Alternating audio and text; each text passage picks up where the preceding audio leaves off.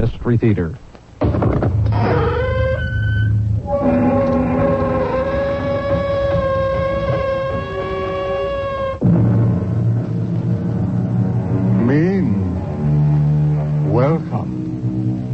Welcome to the Mystery Theater. I'm Hyman Brown. There are people who seem to bestow happiness and good fortune upon all whom they encounter. Their very presence is an enchanted thing. However, just as there are those who bring the sunshine, there are also those who bring the rain, and not just the occasional refreshing sprinkle or the useful beneficial shower, but a cloudburst. Is there really, truly such a thing as a jinx? Is our fate cast forever at the moment of conception? They die because I fall in love with them. Yes, it's that simple. But you haven't told me how it works, Lieutenant. Well, I don't know how it works. It's nothing that can be proved, but whenever you fall in love with a man, it seems he dies. And I kill them? Well, they die. It's a matter of statistics. 4 men have been engaged to you. All 4 died of various causes. But there's one constant. You were in love with each of them. Really? Yes, Miss Butler. Just because you fell in love with them, they're dead. Well, then, Lieutenant, be very careful. I just might fall in love with you.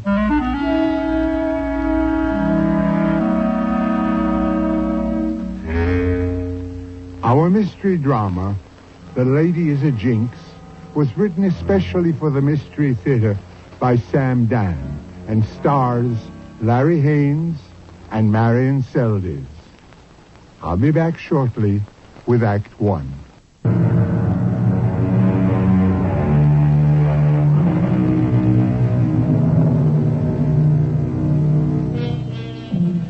If you could know the last day, the last hour, the last minute of your life, would you want to?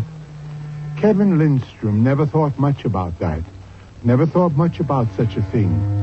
Why be concerned with death while there is so much to live for?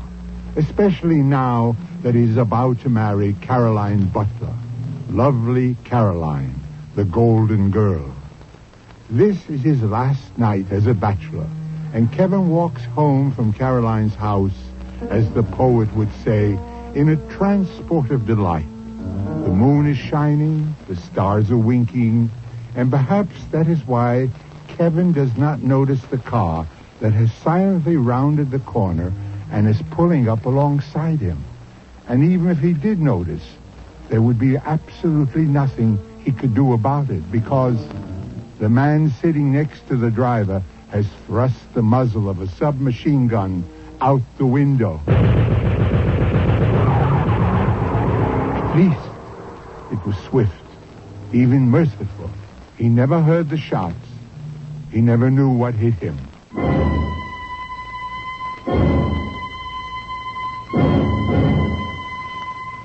Are you Lieutenant Pirelli? They said you were in charge of the investigation. Can I help you? I thought I might be able to help you. Oh, well, if you have any information that could lead to the apprehension of the killer or killers of Mr. Kevin Lindstrom, we'd appreciate it. My name is Martha Lindstrom. I'm Kevin's sister. Oh. Well, Miss Lindstrom, your brother was killed by accident. I'm not so sure of that. Miss Lindstrom, he bore a remarkable resemblance to a hoodlum named Jack Mace.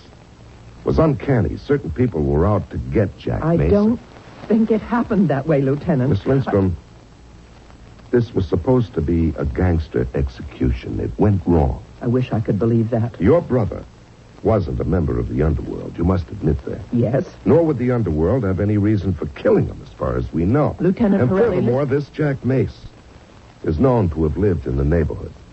So the executioner was sent to dispatch him. And in the darkness, your brother looked enough like Jack. Everything you're telling me has already been printed by the newspapers. Well, it's a matter of time, but we'll find out who's responsible for your brother's death. But I know who's responsible. Surely, Miss Lindstrom, you're not an expert in the machinations of the local underworld. I have a problem, Lieutenant. Oh, and what's that? My problem isn't a what, it's a who. You are my problem, Lieutenant. You, as a representative of authority, are my problem. You're nice, you're polite, but you can't wait to get rid of me. You believe I'm wasting your time. Well, you said you know who's responsible for your brother's death. Yes. But how can I get you to believe what I'm about to tell you? All right, why not tell me and see how it works out? Very well. The killer of my brother, Kevin Lindstrom, is his fiancée, Carolyn Butler. Yes? That's my statement. Oh. So what you're saying is that Miss Carolyn Butler somehow or other obtained possession of a .45 caliber Thompson submachine gun, and with this weapon murdered Kevin Lindstrom. No, that's not what I'm saying. Well, if that's not what you're saying, you can't say Carolyn Butler is the killer. Your brother died of multiple bullet wounds. I tell you, Carolyn killed him. According to the coroner's report... I don't care about the coroner's report. Of course, ma'am. Of course. Now, let's just... Oh, good Lord. You think I'm crazy. Well, everyone's entitled to his or her own opinion, but an opinion's always worth more if it's based on the fact. Fact? Yes, that's a sacred word. Yet, what's a fact? Now, stay with me, Lieutenant. A fact is merely an assumption that is legitimized by custom or convenience or the will of the majority. Now, I shall give you a fact. Carolyn Butler has been engaged 4 times. Not one engagement has ever been consummated by marriage. Each engagement has been terminated by the abrupt and violent death of her prospective bridegroom. Now, what do you say to that? Well, I would say it's a coincidence. Miss Lindstrom... I know you're eager to get rid of me, and I'm going. But please, Lieutenant, read what I have in this envelope. I'll leave it with you, but promise that you'll read it. Well, it's our duty to consider all relevant information. Really read it. And if you need further details, my name and address are all on the back of that envelope. Oh. Dr. Martha Lindstrom, I didn't know I'm you a were... PhD. I teach economics at State U. Oh. Well, Now you don't know what to say. You don't know what to make of it. You were prepared to write me off as a nut, but a doctor, a college professor, a teacher of a sober science like economics. Facts, figures, statistics. yeah. Doctor, I'll be in touch.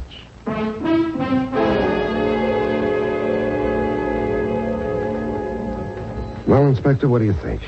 Vince, what I think is you ought to put in for some leave. You got plenty of time coming. Oh, I see. If you believe a word of this, you got to be as nutty as she is. Maybe it's my fault. I think I've been working you too hard. Did you read what she wrote? Every single word. This dame, Carolyn Butler, has been engaged 4 times. Every fiancé meets with a violent death. That's right. So what? Miss Carolyn Butler never killed any of them herself. She didn't kill her latest. The guy before was an innocent bystander during a bank holdup.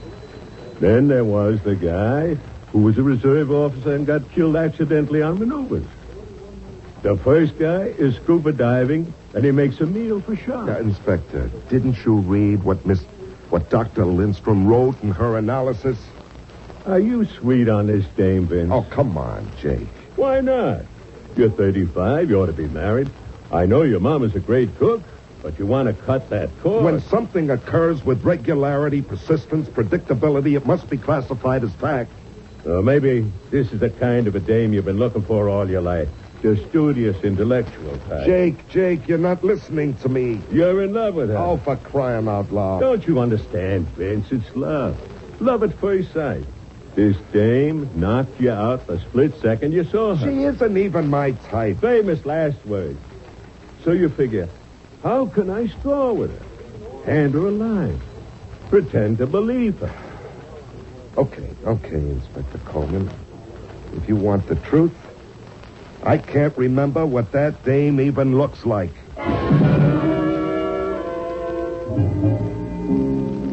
Which happened to be true. Well, a couple of weeks later, we bagged the machine gunner, and that was the end of the Kevin Lindstrom murder case.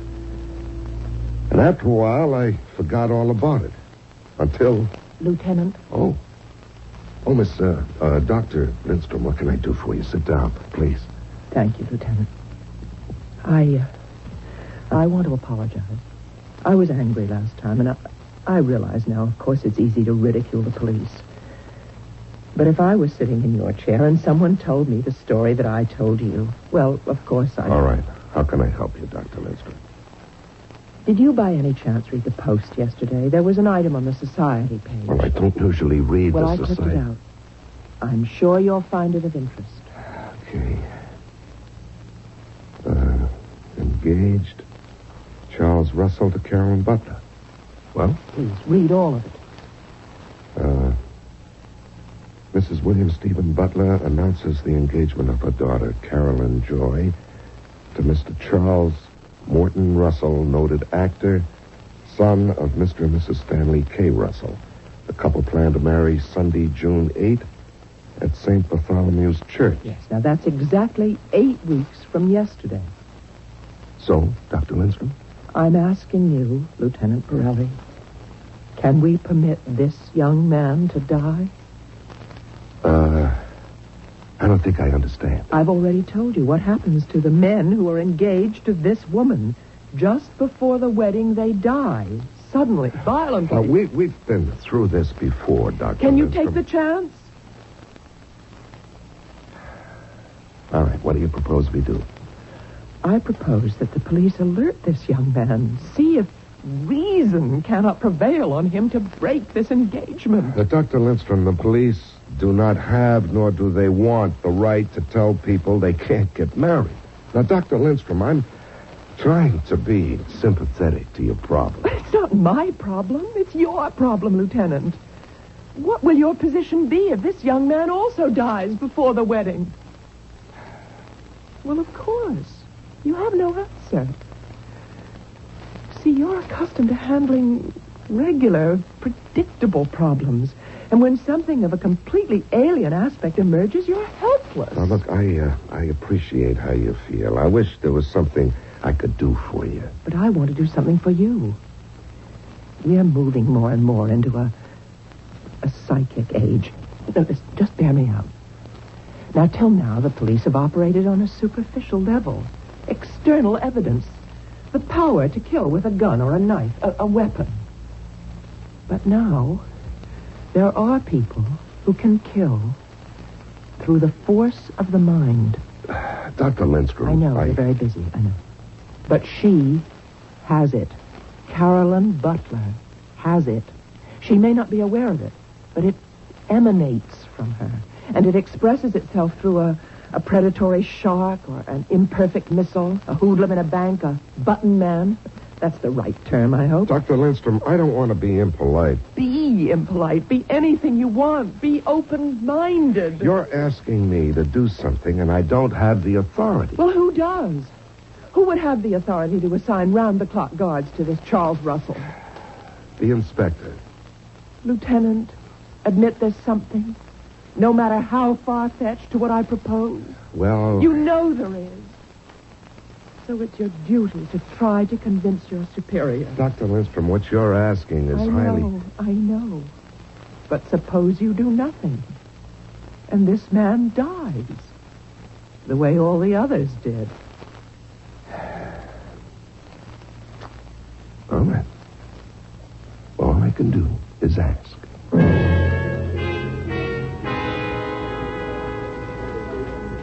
You sure got it bad, Vince. Inspector, will you get it through your skull? This lady means nothing to me personally. I'm not trying to score points. Now, suppose there is something to a story. Okay, suppose there is. Well, then we've got to do something to stop it. We're not set up to stop it. I have no way of justifying this kind of expended manpower. Okay. Here's a girl who obviously has found some way to get people killed.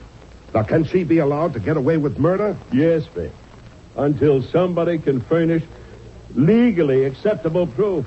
This butler dame will get away with murder.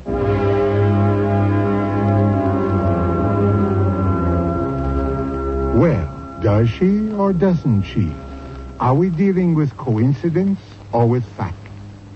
Or how many coincidences do you need to add up to a fact? And our good Inspector Coleman has also enlightened us on another point. If you can find a way to kill someone that is not specifically prohibited by law, you can theoretically get away with murder. I'm going to get away for just a few moments, and then Mystery Theater will return with Act 2.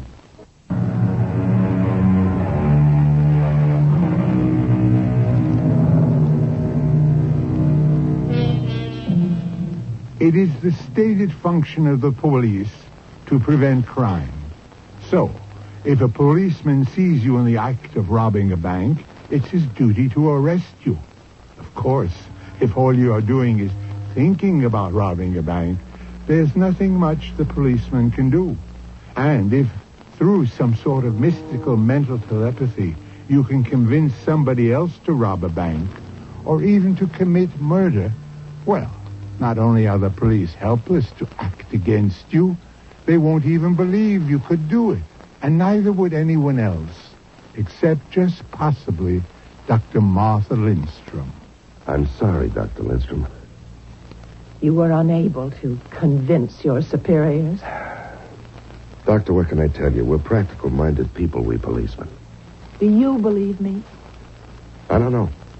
Well, if there's any I just doubt... wish things were easy. I wish everything could be yes or no, black or white. I don't know what to think. And that's exactly why you should... Why should what? do something to help save the life of Mr. Russell, who is about to become Carolyn Butler's 5th victim. But we don't know that. And even if he dies, we can't prove she's guilty. Well, how many more men must she kill before... I'll give it to you straight, Doctor. She could decimate the entire city, and we couldn't even touch her. Oh, surely there must be some way. Yeah, sure, there must be a way, but we don't have it yet. I'm sorry. Sorry.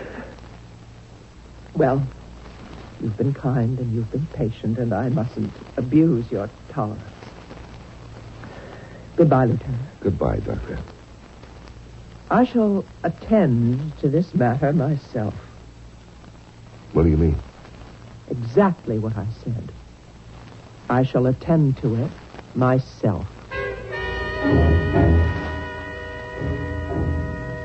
Well, life goes on. And so does death. We get other murders, other problems. And so Dr. Lindstrom sort of slipped out of my mind. Anyhow, one night I'm driving home. I pass a theater. The marquee reads, Charles Morton Russell, starring in Don't Kill Santa Claus. On the spot, I decided to see the play. I must tell you, this guy Russell is tall, good-looking, and a pretty good actor. The play isn't much. A bunch of bums sitting around a rubbish-filled room, just shooting the breeze. Well, Russell's in the middle of a long-winded speech. I did steal his girl, but I did him a favor. He thought, if you kissed a girl, you had to marry her. Do you take this woman, marry her? Suddenly he stops. He stands there, dead still. He's holding a cigarette, and it just falls from his fingers onto the floor. You can hear a pin drop in the theater. He's frozen and frightened. The curtain comes down, and I go home. But that isn't the end of it. Because the very next day, I'm sitting in the office, and in walks the most gorgeous girl I'd ever seen in my life. Maybe 27, 28. Bright golden hair, deep blue eyes. And she seemed light as a feather. She almost floated into the room. I may be in the wrong place, but perhaps you can't help me at all. What can I do about a vindictive person who's trying to destroy me? Well, let me take the information down and make it official. Your name, please? Carolyn Butler. Carolyn Butler. Why do you look at me like that? Like what? Do you know me? Are you the Carolyn Butler who was engaged to, Mr. Kevin Lindstrom? Oh, yes, Kevin. He was murdered, and you would remember my name in that connection. Well, that is what I want to talk to you about. His sister is trying to destroy me. How? It's insane. What is she doing? She goes around telling everyone that I'm responsible for Kevin's death. And not only Kevin, but the other men I was engaged to. Uh-huh. And, how does she do this? How? She just says so. Well, does she do it in a harassing manner? Does she disturb the peace? She harasses me. She disturbs my peace. Now, what I'm trying to discover, Miss Butler, is if we have any grounds for police action. Well, so am I. This poor lady is... Well, she's sick. She says that I exert an evil influence on the men that I've been engaged to, which causes their death. Now, doesn't that sound sick? Have all of them died? Yes. But it's coincidence. I didn't kill any of them. I see. Now, what I was thinking is that perhaps you could have someone talk to her, tell her. You see, Kevin was her baby brother. She raised him, sent him to school, and so she resented me because I was stealing her darling little brother. She did everything she could to break us up. Yeah, but Kevin's dead. Why does she persist with the story? She believes it. She firmly and devoutly believes that I'm a witch or an evil spirit. How do you account for the fact that all the men you were engaged to did die suddenly, violently? Lieutenant, I can't believe what I'm hearing. Am I required to account for it? Well, do you have an opinion? Well, obviously, I have a weakness for men prone to accident. But when I think of it, it's more than that. Each of them seemed to have a death wish. What do you mean? You're a police officer. You see it. There are those people who go around actively looking for danger. Now, the first man that I loved was a scuba diver. He would swim in dangerous waters deliberately, it seemed. How long could he gamble with death? Well, My second, an army officer, died on maneuvers. He was testing a piece of equipment of doubtful safety. He disobeyed orders, but he wanted to be a hero. Uh-huh. And the third? He was killed during a bank holdup. Well, that wasn't his fault. Oh, yes. He asked for it. The robbers ordered everyone in the place to put up their hands and stand against the wall. Well, he tried to hit one of the bandits and disarm him. Which brings us to Kevin Lindstrom. Now, surely what? Kevin was also looking for death. That neighborhood simply isn't safe, and nobody knows it better than the police. You mean they have a gangland execution there every night? Oh, you know what kind of a neighborhood it is. Certainly not a place for a late-night stroll. Sane, sensible people who live there don't go walking at that hour. My point is, he shouldn't have been out on the street at all. He should have taken a cab. Martha Lindstrom simply cannot accept the facts of life. Well, I can't promise anything, Miss Butler, but we'll talk with her. It's very upsetting to Charles. Why? Charles is a very imaginative person. She has been on the phone to him and written him letters, and, well, all this interferes with his concentration. It's affecting his performances. Well, I'll try to talk to Dr. Lindstrom. Would you? I would be so grateful.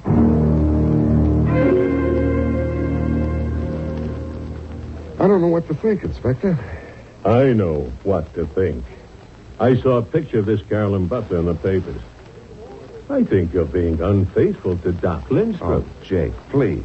You have these fantasies about things. According to Carolyn Butler, Martha Lindstrom wanted to hold on to her brother. I believe it. Women are like that. For instance, doesn't your mother want to hold on to you? Now, that shows what you know. She keeps blasting me all the time. When are you going to get married? When are you going to get married? Yeah, sure. So why does she feed you so good? Why does she keep such a comfortable house for you? And why does she find something wrong with every girl you bring home? Well, because... Because none of them are good enough for her son. Inspector, what do we do about these 2 days, huh? What do we have to do about them? I've been asked to warn... No citizen is entitled to use a police force as a private detective agency. Oh, you're a big help. Hey, wouldn't it be great if you could marry them both?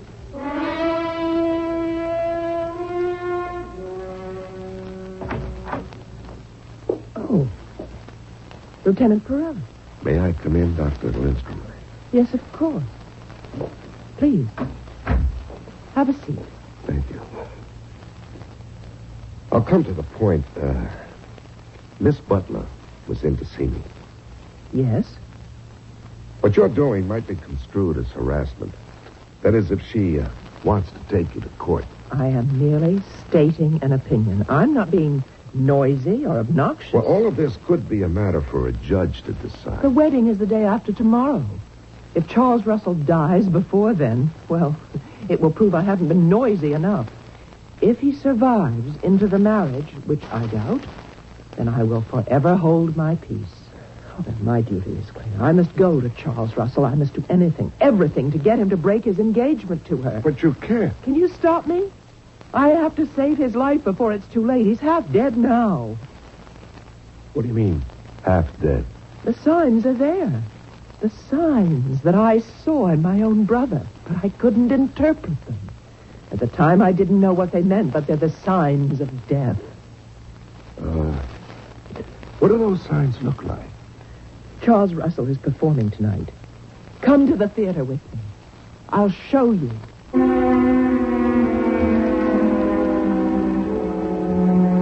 We have 2 ladies to deal with now, and each is out to destroy the other, no matter how ladylike they may be going about it. You have finally met the divine Caroline and heard her story, which does sound reasonable. On the other hand, Dr. Martha Lindstrom is not a woman to be taken lightly either. So, in just a few moments, we shall find out when Mystery Theater returns with Act 3.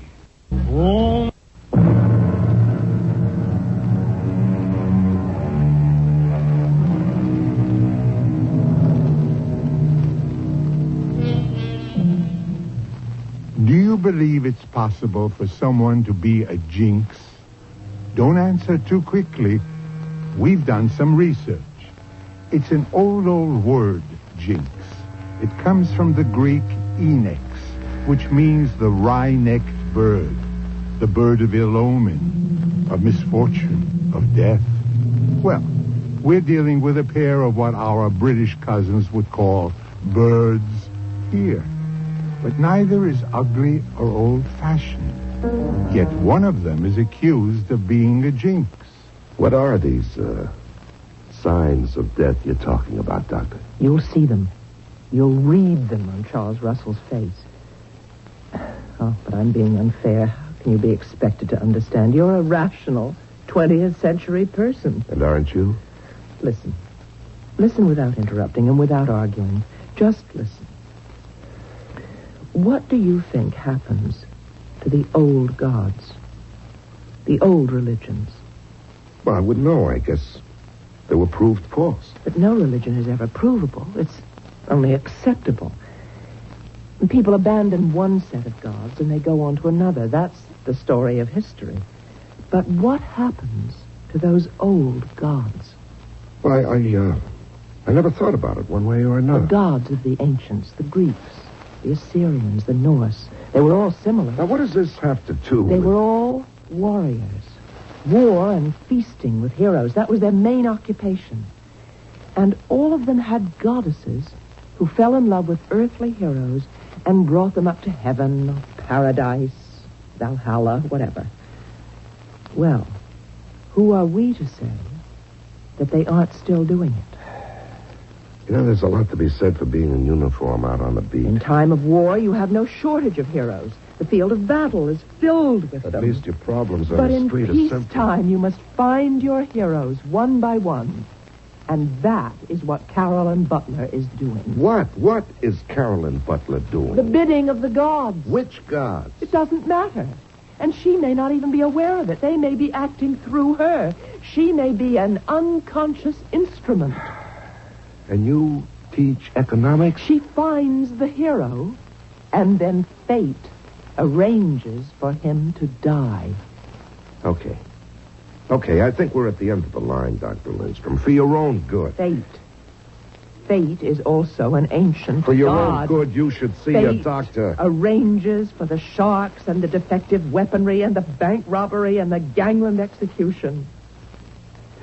What has been arranged for Charles Morton Russell? Now, look, all I can do is tell you that if you persist in annoying Aren't Miss you Butler- curious? About what? About how Charles Morton Russell will die? Who says he's going to die? It's the night before she becomes his bride. It's the night he must be killed. Lieutenant, take me to the theater. Watch with me. If nothing happens to that man tonight, then everything Carolyn Butler says about me is true. I'm a jealous sister who has constructed a fantastic fable. But what if he dies?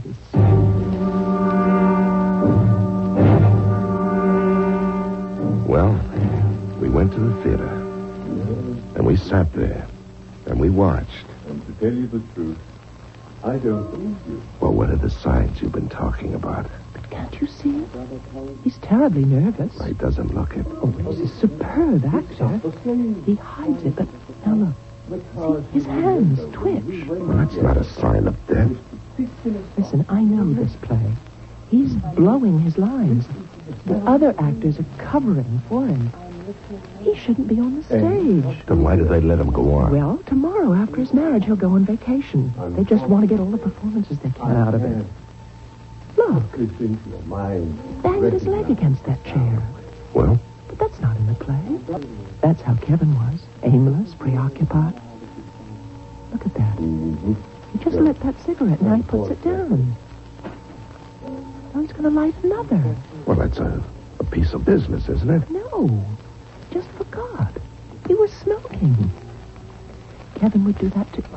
You see, my dear, Look at him now. The life seems to be draining out of his body. I did steal his... He's losing his line. I did steal Now this look. girl, but That cigarette he put down. but I... Now it's rolling off the table into that pile of papers and rubbish. Starting to smoke. Are they going to set the fire? Well, maybe that's Fire supposed to be a starting. part of the Well, play. of course it isn't. It isn't. Oh, dear Lord. There's going to be a fire. Ladies and gentlemen, please stay in your seats. There's no danger. Oh, terrifying There is fire. no danger. Look, Lieutenant. Look at what's happening. In a theater, when there's danger of fire on stage, a stagehand immediately cuts the rope that holds the heavy asbestos curtain in place. The curtain comes crashing down, and anybody who might be standing on a spot where it falls can be killed if it hits him. And there he was. That's just where he was standing. You didn't have to be a doctor to recognize he was dead.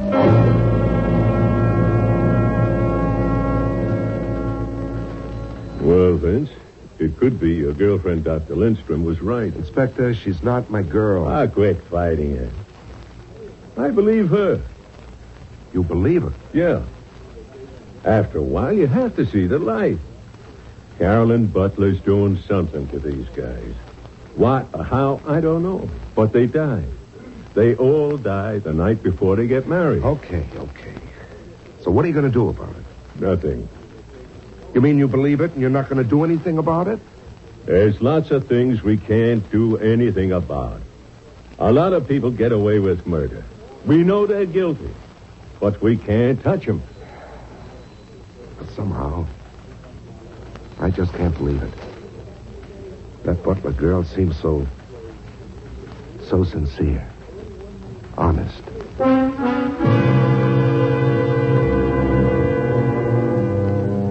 I don't know what I was thinking of, but it was something I never felt before. And I couldn't even explain it.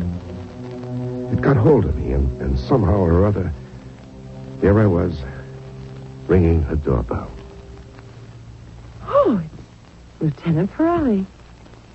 See, I remembered your name. Yeah, may I come in, Miss Butler? Miss Butler. I may very well remain Miss Butler for the rest of my life. Yes, please come in. Thank you. I really think I have set a record for engagements. Do they keep such records, I wonder? Won't you sit down? Drink? No, thank you. Oh, I'm sorry. I should have realized you're on duty. Well, to tell the absolute truth. The absolute truth. I like that. I'm not really on duty. Oh? Yeah, I just dropped by to see how you're doing. Oh. That's very kind of you. Yeah, and, I was wondering if you had any plans for dinner. It so happens I do. Oh. Well, maybe some other time. But I intend to change them. I would much rather have dinner with you. Oh? I have this weakness, I told you, for strong men, exciting men. Oh, I'm not really an exciting person. And modest men. To you, I suppose danger and excitement are the everyday, ordinary commonplaces of your job. Yes, I suppose that's true.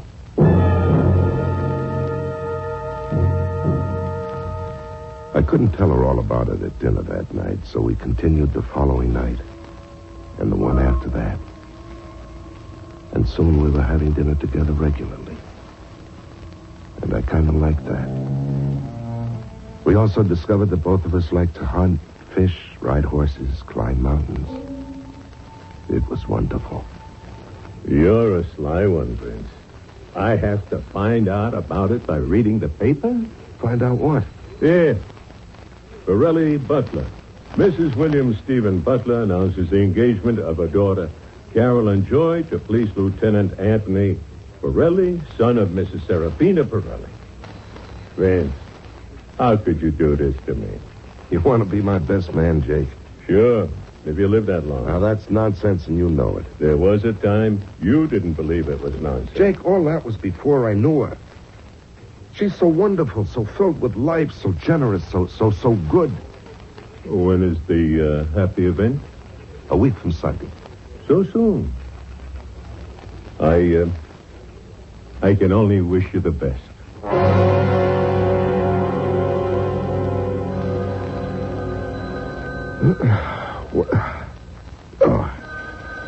Okay, I'm up.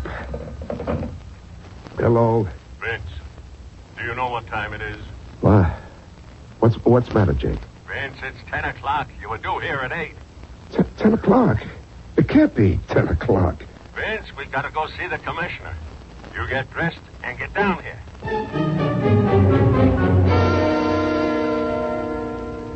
Vince, what's wrong with you this morning? Wrong? Nothing. What could be wrong? First you oversleep, and you're 2 hours late.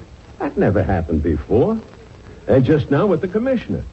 You're in line to make captain of detectives. I could see he really wasn't very much impressed. What do you mean? He asked you about some ideas for increased efficiency. And you just sat there. Yeah. Oh, funny thing, Jake. I don't know what happened to me, but my mind seemed to go blank. I think you better see a doctor. Why? You've been acting strange all week. Absent-minded, forgetful. Now, look. Tomorrow's Sunday, your wedding day. Now, why don't you go on leave right now? Go home. You're nervous. I'll see you tomorrow at the church. No. That isn't right. You're short-handed. I'll tell you what I'll do. I got to put in my shift on the stakeout. I can spare a lieutenant for that. Yeah, but Smitty's been on for 24 hours. Let me send him home. I'll stay till midnight. Well, okay. He would really appreciate it.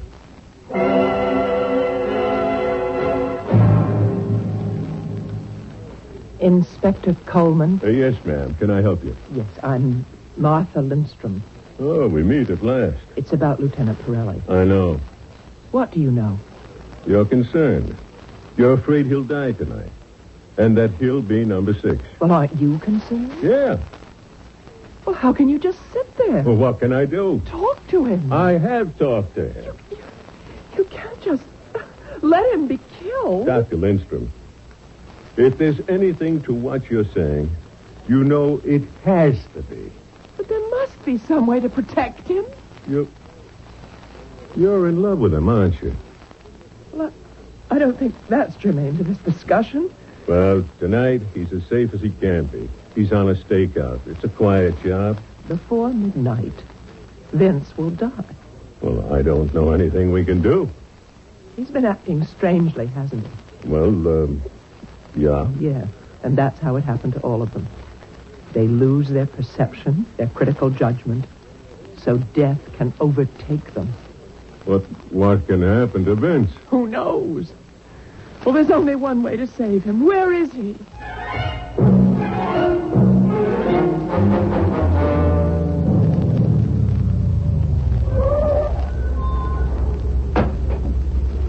He's parked over there, across the street. Vince? Sleep. Vince? Vince! What? I told you to go home, Vince. Oh. And here you are, asleep on duty. Oh, I'm okay. Jake, I just closed my eyes for a second. Lieutenant, What? Doctor, what are you doing here? I want to save your life. What are you talking about? Break your engagement. What? That way you're safe. You're no longer her hero, her intended. She no longer has to bring you to the Valhalla, the place for heroes. Jake, what are you doing here Remember with her? Charles Russell. You saw him die. That was an accident. Yes, because he couldn't think straight. He couldn't hear. He couldn't think. He was half dead before that asbestos curtain hit him. And you're half dead now. I'm okay. Recognize Carolyn Butler for what she is. She's beautiful. It's the face of death. You don't love her. Yes, I do. I do love her. How can you love her? How can you love death? You love life. You love me. I love you. Say it. Say you love me and you're free from her. Say it. Well, Say it before it's too late. Say you love me. Hey, that guy driving the truck, he's acting crazy. Say you love me. Hey, he's going to hit the car, Vince. Say Get it. out. Say you love me. I love you. Say you love me. I love you. Oh.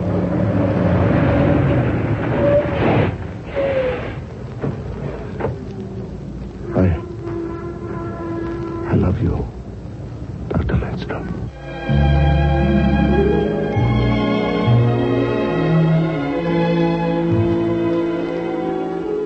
I'll be back shortly with a final thought. Bring...